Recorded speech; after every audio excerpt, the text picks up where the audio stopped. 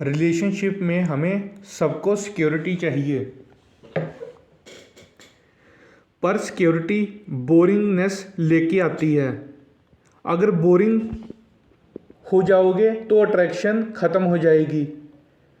Love का meaning होता है आई ओन यू और डिज़ायर का मीनिंग होता है आई वॉन्ट यू। आज हम इसमें यही सीखेंगे कि दोनों में कोऑर्डिनेशन कैसे लेके आना है। अभी हम domestic life versus adventurous life को देखेंगे। सबसे पहले आते हैं डोमेस्टिक स्फीयर पे। डोमेस्टिक स्फीयर में हम चाहते हैं कि हमारा पार्टनर एक प्रेडिक्टेबल एंकर हो, जो कि भरोसेमंद इंसान के जैसा हो, जो घर पहुंचे पर हमेशा हमारे साथ हो। डोमेस्टिक स्फीयर हमारी सर्वाइवल इंस्टिंक्ट को दिखाता है। डोमेस्टिसिटी की बुनियाद ही ट्रस्ट, सेफ्टी और एक दूसरे को अच्छी तरह से जानने पर टिकी है। जब आप बीमार हो, थके हुए हो या स्ट्रेस में आते हो, तब आप चाहते हो कि आपका पार्टनर एक स्टेबल फोर्स बनकर आपके साथ खड़ा रहे। अभी हम प्रेडिक्टेबल पार्टनर का स्पेक्ट्रम देखेंगे। सबसे पहले हम देखेंगे अनप्रेडिक्टेबल पार्टनर क्या है। अनप्रेडिक्टेबल पार्टनर है जो गलत वक्त ज़रूरत के टाइम पर आपके साथ नहीं होता। अब आती हैं इनकंसिस्टेंट पार्टनर के ऊपर। ये लोग कभी हाँ कभी नहीं कहते हैं। ऐसे लोग एंजाइटी क्रिएट कर देते हैं। फिर आते हैं मोस्टली रिलायबल पार्टनर। ये लोग ज़्यादातर मौजूद रहते हैं थोड़े गैप्स के साथ। फिर चौथा पार्टनर होता है प्रिडिक्टेबल एंकर, भरोसेमंद इंसान। ये लोग हमेशा आपके पास रहेंगे। प्रिडिक्टेबिलिटी हमें क्या बताती है? ये हमें बताती है कि हमें शांति मिल रही है, इमोशनल सेफ्टी है और डीप ट्रस्ट बढ़ाती है। दूसरी तरफ आकर्षण है। इच्छा के लिए हमें वेव की ज़रूरत होती है। यह एहसास ही हमारा पार्टनर एक इंडिपेंडेंट पर्सन है जिसे हमने पूरी तरह से जीत नहीं लिया है। अट्रैक्शन सब कुछ जान लेने से नहीं आता, बल्कि और ज़्यादा जानने की चाहत से आता है। अट्रैक्शन को अभी हम एग्जाम्पल से समझते हैं। जलने के लिए हवा चाहिए, आग को जलने के लिए स्पेस चाहिए। इसका मीनिंग ये है, fire needs space to burn. बहुत ज़्यादा क्लोजनेस से डिज़ायर ख़त्म हो जाता है। Extreme closeness leaves no space for desire ख़त्म कर देता है क्लोजनेस।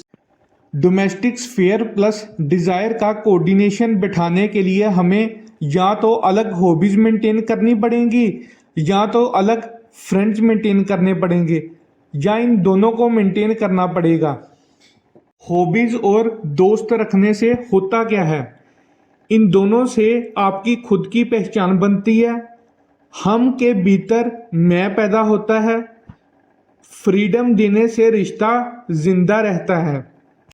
अब थोड़ी और गहराई में जाते हैं कि हॉबीज़ और फ्रेंड से और क्या क्या होता है। ये दोनों चीज़ें पार्टनर्स के बीच एक गैप पैदा करती हैं। इसी गैप से अट्रैक्शन की वेव बनती है। इस गैप को साइकोलॉजिकल डिस्टेंस भी कहते हैं। अगर दो पर्सन में गैप रहेगा तो अट्रैक्शन भी रहेगी। अगर गैप ख़त्म तो अट्रैक्शन भी ख़त्म हो जाएगी। ज़्यादा सिक्योर फील करने की कोशिश में सबसे बड़ी गलती यही होती है। जो बंदा ये चीज़ समझता है वो एक इमोशनल इंटेलिजेंट पर्सन है। Mystery is the magnet. Partner के बारे में सब कुछ ना जानने की अनसर्टेनिटी के साथ कंफर्टेबल रहना सीखो। यही इमोशनल इंटेलिजेंस है। इस गैप को मेंटेन करना सीखना चाहिए। अब इसकी एक एनालॉजी लेते हैं। अट्रैक्शन में जब तक आग जलती रहेगी तब तक राज रहेगा, या फिर जब तक राज रहेगा तब तक आग जलती रहेगी। इसके लिए हमें सब कुछ शेयर करना नहीं चाहिए। अपनी एक अलग दुनिया रखनी चाहिए।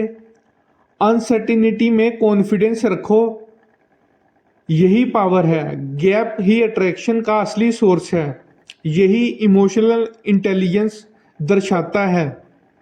अब हमने जो दोस्त बनाए या फिर हॉबीज परस्यू की, उससे क्या होगा? जब आप दिन के एंड में एक दूसरे से मिलोगे तब आपके पास कुछ नया शेयर करने के लिए होगा। ये आपको अर्ली डेटिंग के दिनों की मिस्ट्री की याद करवाएगा। अभी हम बोरिंग रूममेट से इंटरेस्टिंग स्ट्रेंजर का कंपैरिजन करेंगे। बोरिंग रूममेट क्या करता है? वो सब कुछ जानता है, कोई सरप्राइज नहीं है, अलग दुनिया नहीं है, सिर्फ रूटीन है।